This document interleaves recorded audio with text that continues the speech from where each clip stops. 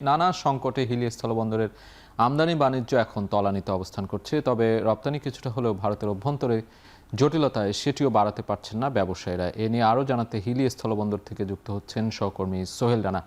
সোহেল, আমরা আখাউড়ার খবর শুনছিলাম, এ পর্যায়ে আপনি যেখানে আছেন হিলি স্থলবন্দরে আমদানি বাণিজ্যে কী ধরনের প্রভাব পড়েছে এবং রপ্তানি আয় কেমন, সার্বিক চিত্র জানাবেন।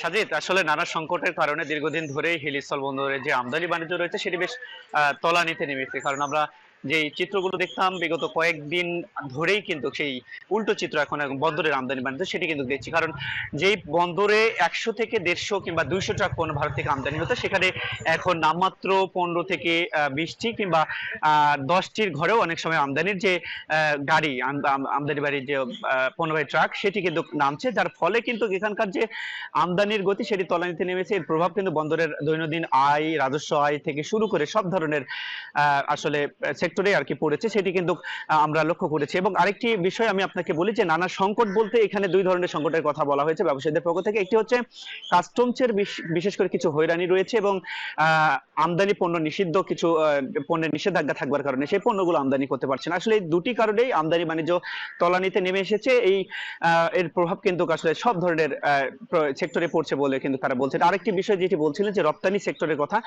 হিলি স্থল বন্দরে বিগত সময়গুলোতে রপ্তানির চিত্র অনেকটাই খারাপ থাকলেও এখন সেটি বেশ ভালো রয়েছে। তবে বেশ জটিলতা রয়েছে ভারত অভ্যন্তরে, যার কারণে রপ্তানির যে গতি সেটিও কিন্তু বাড়ানো সম্ভব হচ্ছে না। ব্যবসায়ীরা বলছেন ভারত অভ্যন্তরে কোয়ারেন্টাইন অফিস না থাকবার কারণে বাংলাদেশের যে কাঁচা সবজি থেকে শুরু করে বগুড়ার কলা থেকে শুরু করে অন্যান্য পণ্যের যে ভারত বাজারে চাহিদা রয়েছে, সেই পণ্যগুলো চাইলেও কিন্তু বাংলাদেশের যে ব্যবসায়ীরা রয়েছেন তারা কিন্তু হিলি স্থল বন্দর দিয়ে ভারতে রপ্তানি করতে পারছে না। ফলে কিন্তু এই যে বৈদেশিক মুদ্রা থেকে বাংলাদেশ সরকার একটা বঞ্চিত হচ্ছেন।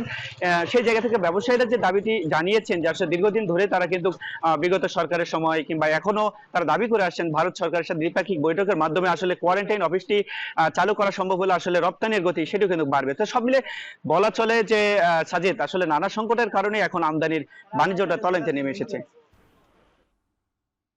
হিলি স্থলবন্দর থেকে সরাসরি যুক্ত ছিলেন সহকর্মী সোহেল রানা।